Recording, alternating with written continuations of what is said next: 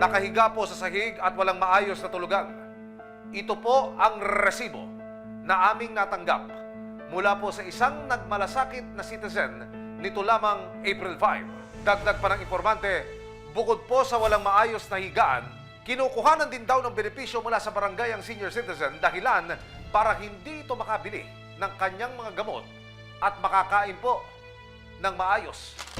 April 11, 2025, idinulog ng resibo sa Manila Department of Social Welfare o MDSW ang sitwasyon ni Lola Osang. Yung kanyang situation po ni nanay, hindi po siya conducive para tirhan ng isang senior citizen. Wala nang inaksayang oras ang mga kawani ng Maynila. Kasama ang resibo, pupunta na ng mga social worker si Lola Osang.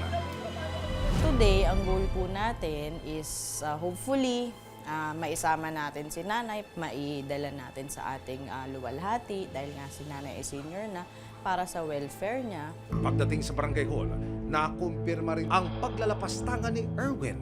Ano po ba yung kalagayan? Ayun na, wala. Sa labas na natutulog. Hindi ko naman ma-report na kung saan-saan eh. Mga gano'n nakatagal siya? A year ago. Nang tanungin kung natatanggap ba ni Lola Osang ang benepisyo galing sa barangay, Nag-claim po siya.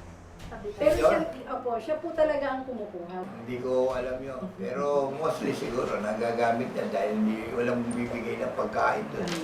Pero nababalitaan ko din sa mga tao rin doon sa nabayaan na ng anak.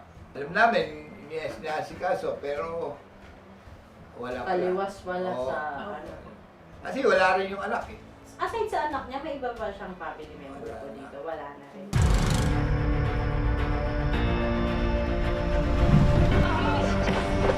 pagdating sa lugar, tumambad sa mga social worker ang kalunos-lunos na sitwasyon ni Lola. Yan po si Nanay Osang. Ayan yung sinali ako. Nay, kamusta? Ayun po kasi, meron po sa aming mga nag-report na kayo po ay hindi na ata na aalagaan. Totoo ba yan? Kaya ko naman kahit na hindi naman ako nagawa. Pero saan po kayo nakatira ngayon, nanay?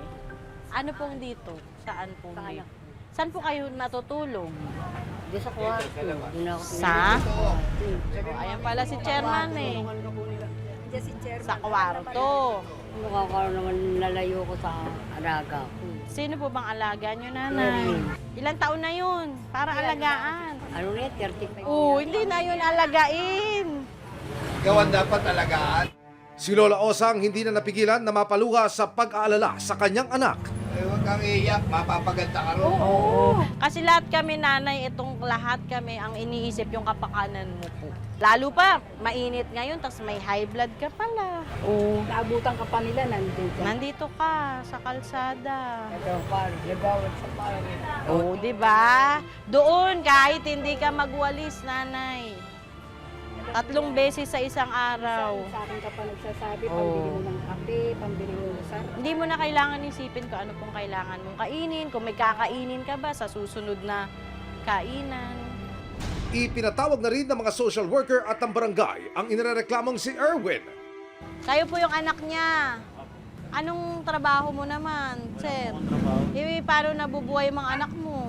Meron po kami naupa, isa lang naupa. Magkano naman yan sa isang buwan? Megit ano po yun, nasa 2,000. 2,000? Ilan ang anak mo? Ani. Nang tanungin si Erwin ng mga social worker kung kinukuha ba niya ang benepisyo ni Osang, Bigayan lang po. Apo. Makikihati pa po ba kayo doon sa... Hindi, siya naman po nagkukusa. Kusa niyang binibigay, hindi niyo po siya Hindi ko po siya inuubliga na inuubliga. kunin. Tanong niyo po sa kanya, alam niyo po. maraming salamat sa panonood, mga kapuso.